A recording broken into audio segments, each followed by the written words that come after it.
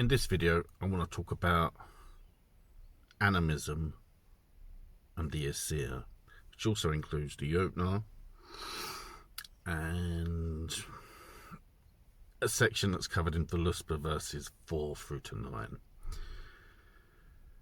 So again, it's one of those little rabbit holes I've fallen down, sort of looking at it a bit closer or over reading. I mean, again, it's one of those things we have to make up our own minds what we make of this. But in this section, it's particularly interesting that there are three groups referred to. There are the powers, which I'm going to equate to Animism, the Aesir, and the Jotnar, specifically in the form of the three female Jotnar that go to the Aesir. And to break down this section, the first real comment is that the Aesir created Midgard. And then in response to that, the powers, which I'm going to sort of equate to Animism, then sort of create time, in that they set the sun her course, they set the stars into place, they set the moon his course. And as I've commented before, I want to note that the moon did not yet know his power. Now, what also happens is that the powers name night and her children: morning, midday, afternoon, and evening. And this is all sort of the work of the powers, which is quite easy to assume that in recounting Voluspa as a poem, that we're talking about the Aesir. And yet, when it's talking about the Aesir in this section, it refers to the Aesir, not to the powers. And for me, that feels like very much like with the creation of Midgard and the death, naturally, because Midgard's created from the corpse of Ymir, that Odin and his brothers, the Aesir, have changed the dynamics. They've changed the dynamics significantly, that the powers, Animism, have had to respond. They hold council, set the sun her course, and the moon and the stars, blah blah blah, create time. Obviously, what then follows is a breakdown of the Aesir build at Idavol. Appears to be the heart of Asgard. They're building Asgard, and things are good. And then, obviously, these three female Jotnar turn up.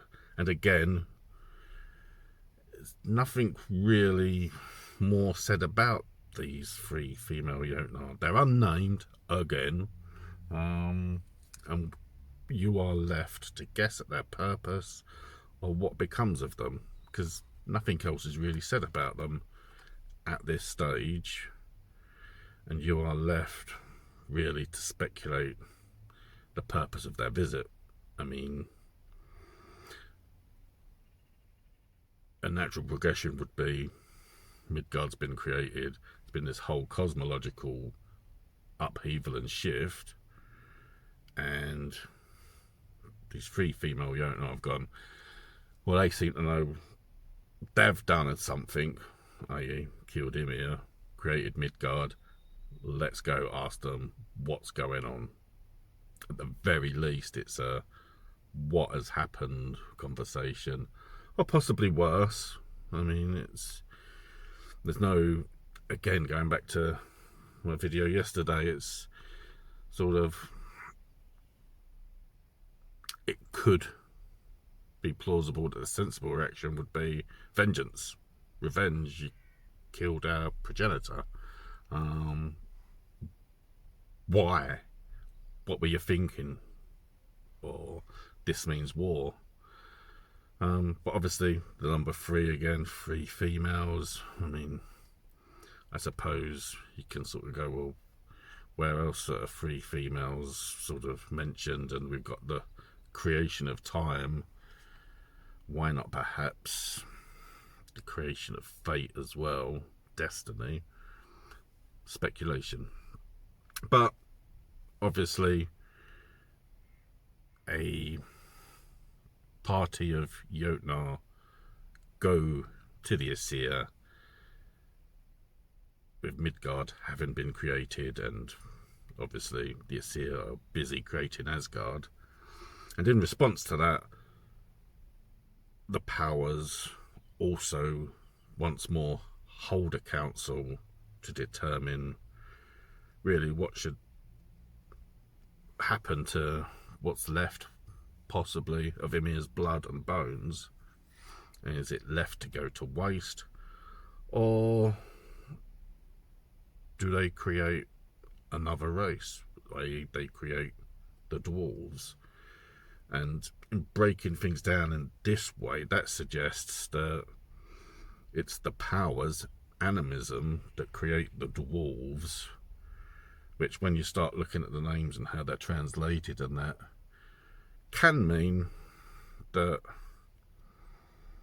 they're setting the job they started with, naming, setting the sun its course and the moon. They also create dwarves to work for time and possibly destiny. Spitballing a few ideas here, but they create the dwarves to create mechanisms that support the scales of time that have been created. And then obviously sort of you lead into the section of Voluspa where all the dwarves get named. And I think looking at this, very much really the first thing the powers do is create astrology. Animism creates astrology, which thus far, and again one of those things I can be very wrong about, or have yet to see it be something held of much regard in Asatru or heathenry, is astrology. Everyone seems to go on about runes rather than astrology. But here in Voluspa, one of the first things the powers seem to do in response to the creation of Midgard is to create astrology through animistic sources. Things to think about. Again, I might be reading too much into it. I'm sort of in that analysing what's going on and looking at the negative areas about what's not being said, or what we may assume versus what is being told. We have that ability to make assumptions rather than sort of look at it. I don't know. Theories.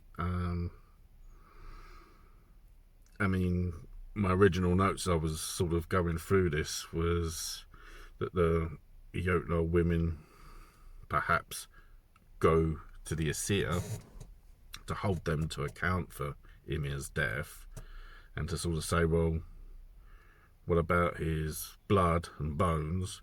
What are you going to do with that? Are you going to let it go to waste? And it being sort of the Aesir who converse, hold council, and decide to create the dwarves. I just think there's that quite a clear distinction between the powers and the Aesir and the Jotnar, that there's already that sort of distinction between their organisation, seems the wrong word, their groups. I mean, for me, I looking at certain things like the sun and the moon and some of the stories that go into how they are represented or how they are talked about, they seem quite distinctly separate to Odin and Frigg and Heimdall and Thor, sun and moon, and that are considerably different. And so you look at it and go, well, maybe the approach is over a simple misconception, it's easy to make, and that there has to be a level of integration between animism, Asatru, and heathenry.